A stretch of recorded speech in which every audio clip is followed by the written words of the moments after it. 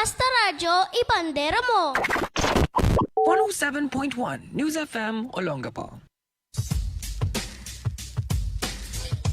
Oh yeah! Basta Radyo, ibandera mo! Hey, welcome everybody! Wednesday edition of this radio show. March 4 na. March 4, 2026. Ang bilis ng panahon, ano? March 4 na!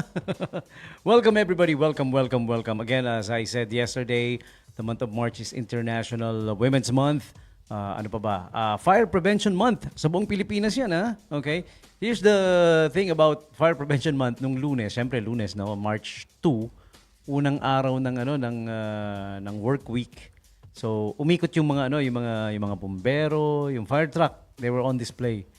Kaya lang nung pauwi ako ng tanghali, may nirespondihan agad sila. Buena mano. Oh. Ba't ganun pag March? Wag naman sana, hindi naman natin biniwish, pero actually kaya naging March ang Fire Prevention Month kasi since time immemorial yan yung time na yan yung month na ang dami nagiging sunog dahil ba nag-umpisa na yung tag-init. Parang may ganun ba? May kinalaman ba doon? I don't know the science of it. Pero since time immemorial, March talaga. Pagpasok niyan, no? Fire Prevention Month. Dahil maraming nagaganap na itatala na insidente ng sunog. Okay? Alright? So, ayan. Aside from that, in addition pa, ang March ay Peanut Month. Money! Pero ko itong nag-establish nito, no? Parang, kahapon hindi ko pa masyadong nag-gets eh. Ngayon parang nag-gets ko na, no? International Women's Month. Tapos, Peanut Month. Buwan ng mga mani. Mahilig pa naman ako kumain ng nilagang mani. Nilagang mani, yung nilagang mani. Ay, yung babalatan mo. Isn't it?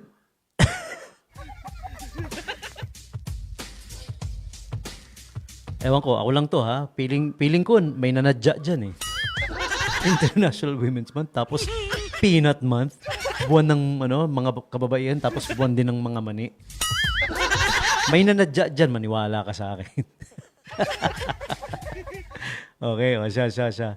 So, month-long celebration yan ha, buong month of March. So, time for today's holidays and observances and the famous birthdays. We usually open things up with this.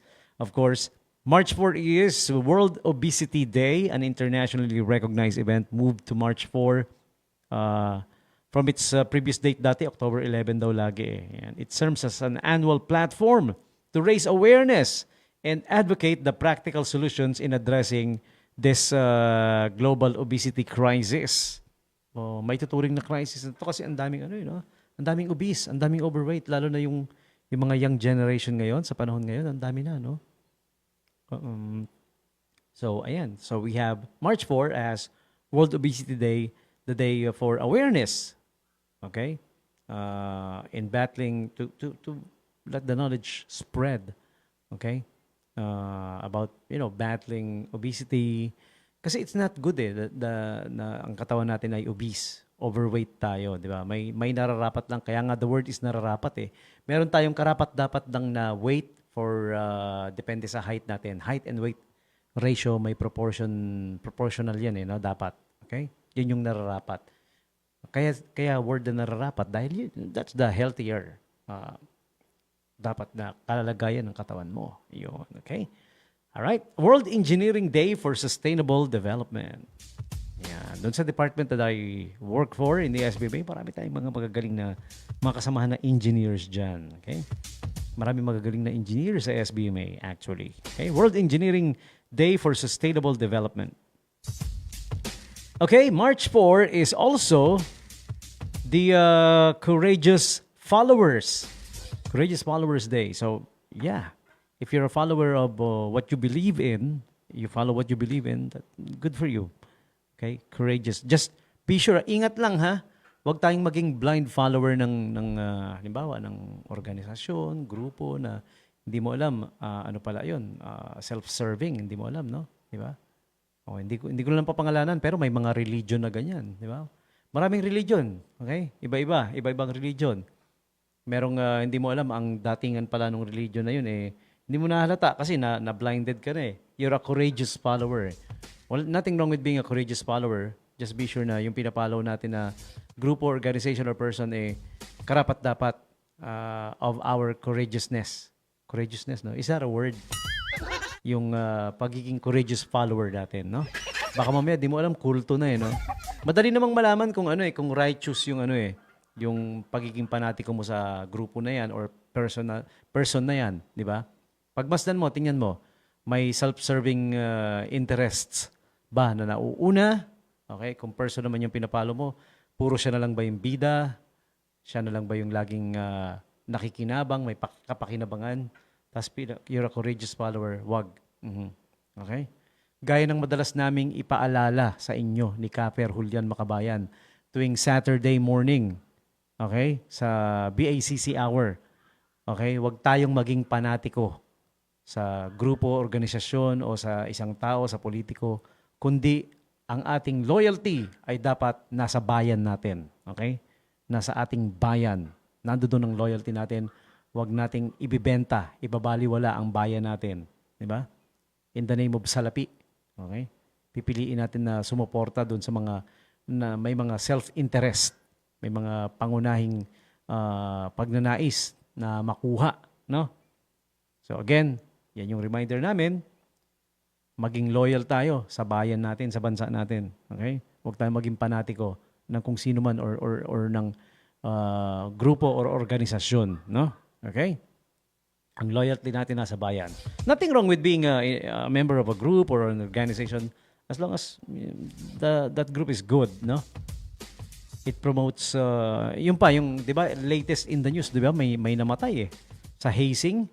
Ayan pa, that one I don't get. Sasali ng fraternity, bubugbugin, titirahin, hazing daw. Yun daw yung way para magising yung loyalty sa grupo o organisasyon. Mahal nyo ba yung membro nyo? Kung mahal nyo, sasaktan nyo ba ng ganun? Gusto nyo ba yung membro nyo talaga na maging... hindi kailangan ng ganun, di ba?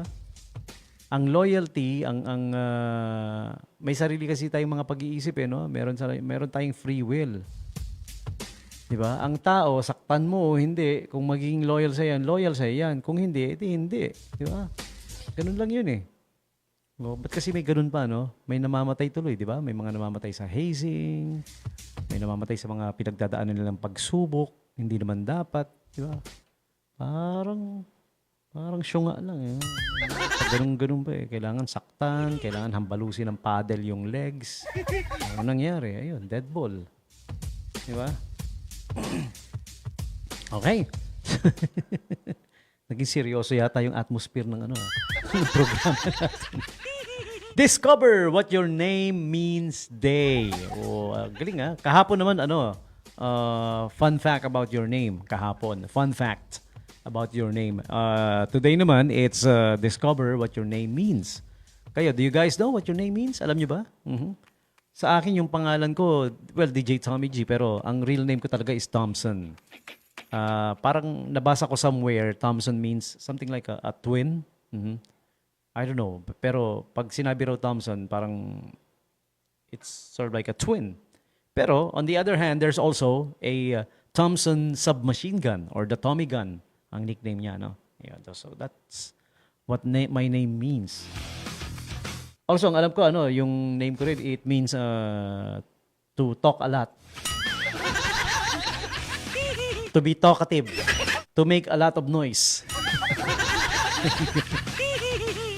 Okay, next up is Hockey is for Everyone Day, ang March 4. Scrapbooking Industry Day. Industry, not the personally scrapbooking. The industry. The people who sell, probably, materials for scrapbooking. Okay? Well, each and everyone has to have their own thing going, di ba? Para to be recognized. Okay, Toy Soldier Day. Alam niyo yung Toy Soldier, yung yung action figurine or soldier figurine na, 'di ba? Yan yung mga Toy Soldier. Okay? Today is also Son's Day. Oh, son, anak na lalaki, Son's Day. So, to my son, little Tommy. He's 11 years of age. Happy Son's Day, son. Okay, Grammar Day. Okay, Grammar Day. Ayan, let me tell you a little bit of something about Grammar Day. About grammar, di ba? Minsan may mga kino-correct tayo na na wrong grammar. Ako rin, ako correct din. May mga wrong grammar. Okay lang yun. Iba na offend no? Di ba? Pero ako, I go around, I don't go around just to correct somebody. Kapag that somebody is somebody like me na in the media, tapos in an advertising organization, abay, dapat lang nasitahin mo. Kasi ano yan media yan Di ba? Nababasa na yan. Parang mali na mali, di ba? Mali na mali. Meron ako dati kino-correct, ang sagot lang sa akin like, hayaan mo na, wala naman nag-ano yan. Ayaw na ko correct yun ang sagot lagi. Hayaan mo na. Wrong. You're in the media. You're in the radio. You're in advertising. Tapos mababasa, wrong yung grammar mo. Di ba? Hindi naman, not being a grammar Nazi. Sa nararapat lang. Di ba? Yung iba naman, yung daily post lang nila sa Facebook. Wala. Just let it go. Okay lang naman. Pero if you're in the media, you're in print, you're in advertising, dapat lang.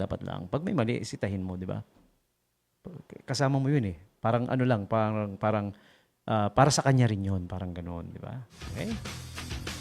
So, Grammar Day ang March 4. Check nyo yung mga grammar nyo. Baka mali. May chat GPT na. Pero minsan, naglalagay ako ng wrong grammar na nananadya ako parang patawa. Uy, na ako. Parang na tuloy ako Parang naaalangan na ako magpatawa dun sa page ko Minsan nagpapatawa ka lang, people can take it wrongly, Yung offend meter talaga nowadays, ang taas na, Buti na lang, papalabas na yung Scary Movies Part 6. Abangan ko yan. Yeah, alam niyo, I'm a big fan of the Scary Movies franchise of films. Simula pa yung unang-una, Part 1, Part 2, lahat.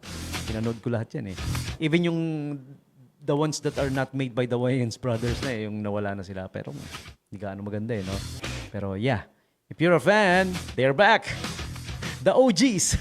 Sila. Yung dati si Brenda nandoon, si Cindy, si Ray.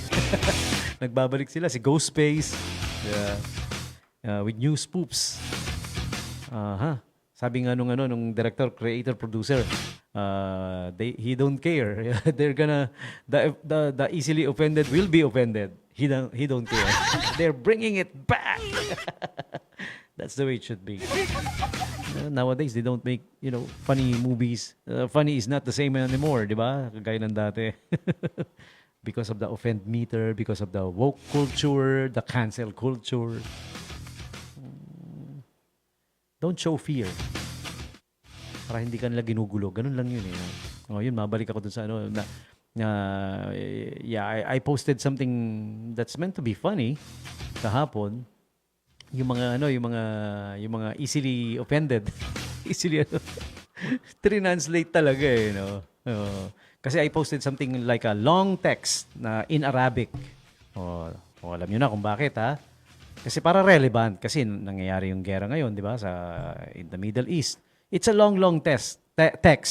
Ang context ng joke is nilagay ko lang doon translation, ingat, 'di ba? Habang nakasulat tapos ingat. Pero pag binasa mo, the message that long text is about love and peace. Alam ko naman yun.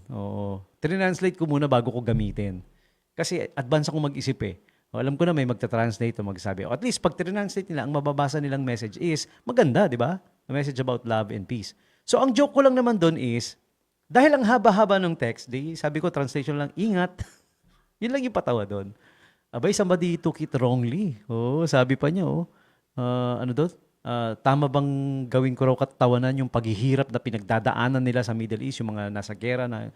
Sabi ko, hindi yun ang context ng joke Ang layo Wala naman ako sinabing pinagtatawanan ko yung mga dumadaan sa gera. Nirelate niya siguro dahil it's in Arabic, di ba? Who understands Arabic? Di ba? Not everybody, di ba?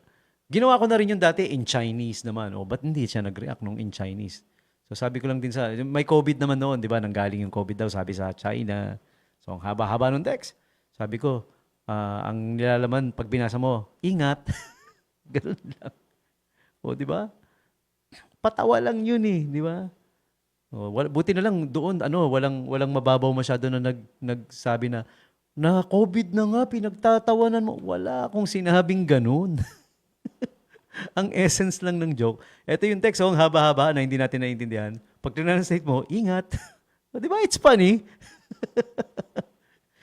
people are papansin minsan no? Papansin, minsan yung nanggaganon, na-open kunyari sa inano mo, pero binobrought up lang nila na gusto lang nila iparating sa mga tao na nakakabasa na nakakita na hindi nila nagustuhan yung ginawa mo. Nagpapapansin kasi sila.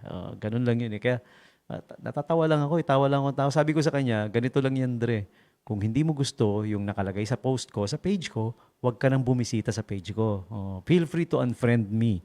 'Di ba? Baka gumaan yung pakiramdam mo. In a nice way lang naman 'yun, 'di ba? Hindi ko mainaway. Kaso ako inaaway, no? Tama daw ba na pagtawanan ko sila? Wala akong pinagtawan ng tao. Nag-post ako ng mahabang text. Pagkahaba-haba na hindi natin, karamihan sa atin na hindi naiintindihan. Tapos pag tinanong ka parang, DJ Tommy, ano ibig sabihin yan? Ingat! 'Di ba? Kasi dapat minsan talaga dapat pagka pag medyo high or nakatira, wag nagpe-Facebook.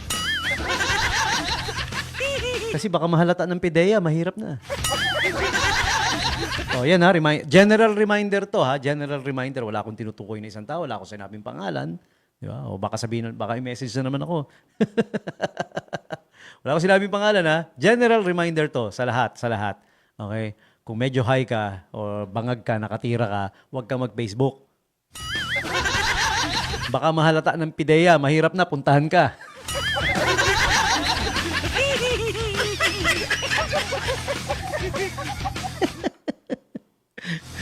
General reminder yan ha, sa lahat ha. Parang ang ganda nun ha, parang it rhymes, no? Sige nga, subukan nga natin lagyan ng beat. Ito. Yo!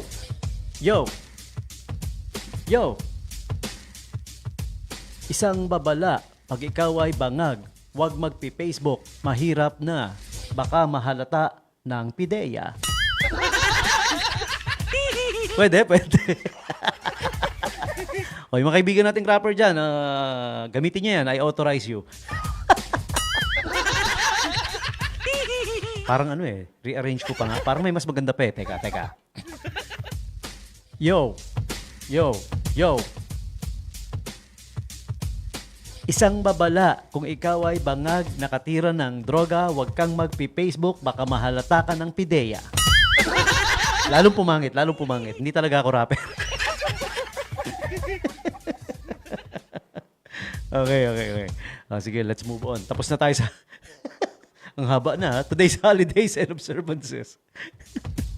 And now, time for the famous people celebrating their birthdays today. Find out who's sharing your birthdays with. Mga nagbe-birthday ngayon. March 4, 2026. Happy birthday to you. This one's for you. Happy birthday to you. Happy birthday.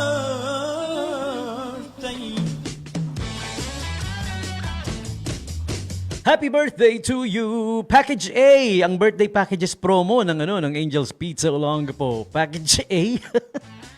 Naubo ko dun sa pag-rap ko sorry. Okay, package A is for only $2,499. It consists of 2 big family-size pizzas, 2 chicken wings, 2 pasta platter, 2 1-liter lychee lemonade. Siyempre may APC card. Yung APC card na yan, kung wala ka pa, naku, maganda meron ka dahil yan it has a lot of perks. May pa buy one take one yan, di ba? Minsan pag sinumpong yung Angel's Pizza. Buy one pizza. Get a free oven. Lahat na may mga APC card, mga ganon, minsan pag sinumpong lang, pag sinumpong. Yeah, but what I'm trying to say is maraming perks yung APC card yan. Tapos free family size pepperoni pa. $2,499. Package B, 2 family-size pizza, 2 chicken wings, 1 pasta platter, 2 1-liter lychee lemonade. And again, the APC card and medium-sized pepperoni for only $1,999. Okay? So, what's good about the birthday packages promo? Kung meron kayo birthday, eto na lang, pili ka na lang. Depende kung ilan kayo, no? Pang mas maramihan yung package A, syempre. Mga 10 persons, kasya yan or even more. Package B kung siguro mga 6 or 8 lang, ganyan. Yan. Okay? Visit their Facebook page to see their menu. And they are located at number 395 Rizal Avenue, West Apinac, Olongapo City. Okay? Call or text them up 0967-164-4650. 0967-164-4646. And here are the famous people celebrating their birthdays today. Among them, si Don Zulueta. March 4, 1969. Ayan, the beautiful. She's ageless, no? Oh, maganda. Pero lately wala na siya, no? Hindi na natin nakikita on TV, no? Tsaka sa mga movies. I don't know, baka nag-concentrate na lang sa family life. Si Don Zulueta, hindi kasi ako chismoso kaya hindi ko alam ano nangyari. Do you guys remember the bali-balita? Mga balitang buknoy. Noon, nung sila pa ni Richard Gomez. Naalala niyo yon yung kinailangan nila ng doctor's help. Ayan, basta yun na yun. Hindi ko pwedeng i-detalye. Sa mga hindi nakakaalam, attend kayo ng toning session.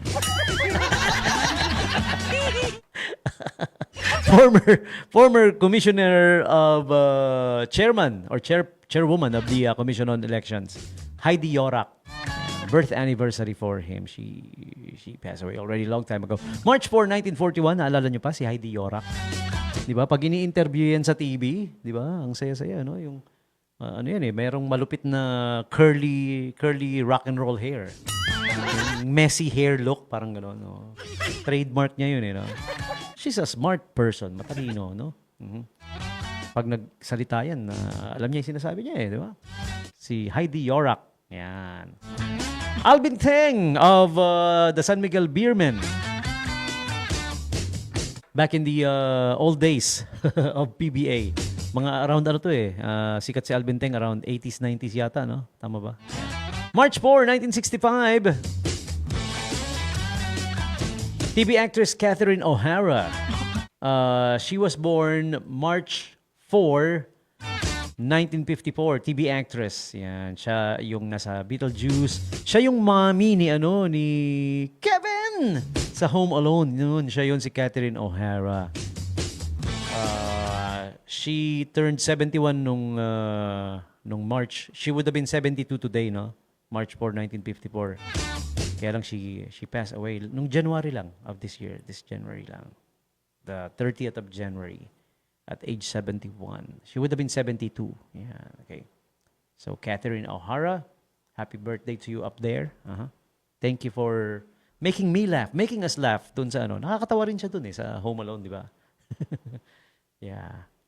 Yung character niya. Okay? And next up we have another TV actress, Patricia Heaton, turned 68. If you're not familiar with Patricia Heaton, I'll make you familiar. Si Patricia Heaton is Deborah Barone on the TV series Everybody Loves Raymond. You guys remember? Everybody Loves Raymond? Yeah, played by Ray Romano. Siya yung on-screen wife ni Ray Romano for 9 seasons yun, It was a hit series. Umabot ng 9 seasons, meaning 9 years. Okay? Kapag ang isang TV series daw, umabot ng 5 years, well-established na talaga And 9 years pa, di ba? Okay, and next up we have happy birthday also to Draymond Green of the Golden State Warriors. Sakto, no? Green yung Green yung apelido niya. And he's a very colorful player. Yeah, Draymond Green, Dre as they call him, turns 36 today. R&B singer K. Michelle turns 44. She was a member of the girl group. Ano nga ba yung pangalan ng girl group niya dati? I forgot. But anyways, yeah. But yeah. K. Michelle. Kaninong ballpen to? K. Michelle. Turns 44 today. TV actor Steven Weber turned 65. TV actress Jenna Boyd turns 33. She played the role of Dawn in the Western film The Missing alongside Evan Rachel Wood. Okay, The Missing. And the Netflix series Atypical. Okay?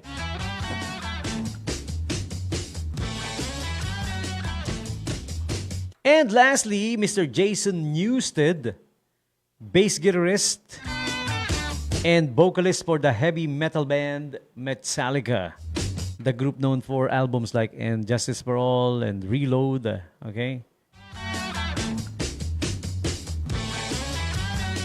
He turns 63 today. Yep. March 4, 1963.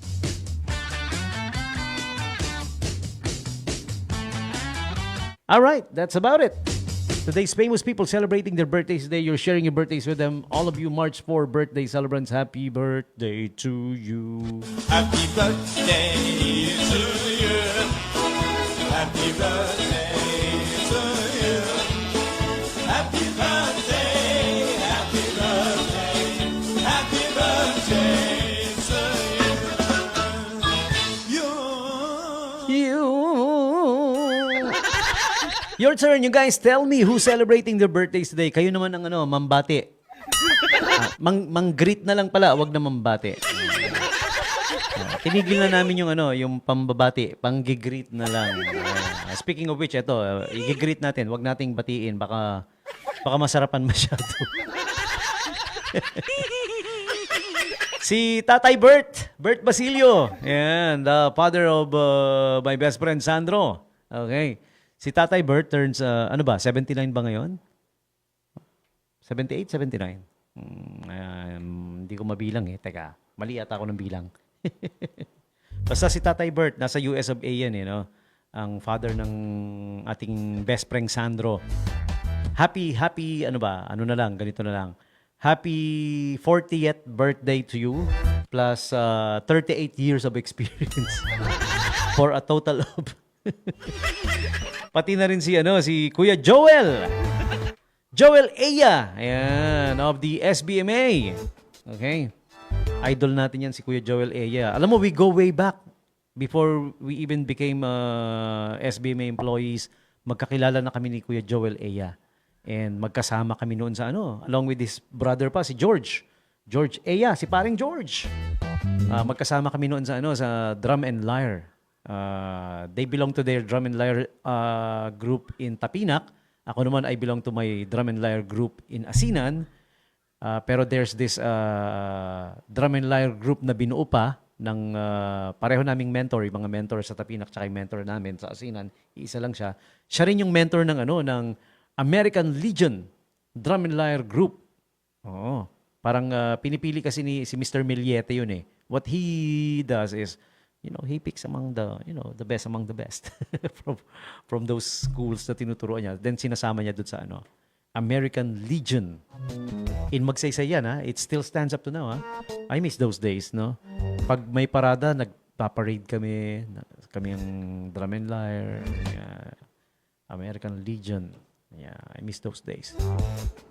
So, Kuya Joel Eya, ayan. Do you miss those days? Happy birthday sa'yo, ha? All right. And lastly, our beautiful Doktora Asean Briones. All right. Well, she's in the US now. She used to be with the PHSD of the SBMA. All right. Pero she's among my favoritest, doctors in the world. Doc Asean Briones. Happy birthday to you. We miss you. Okay?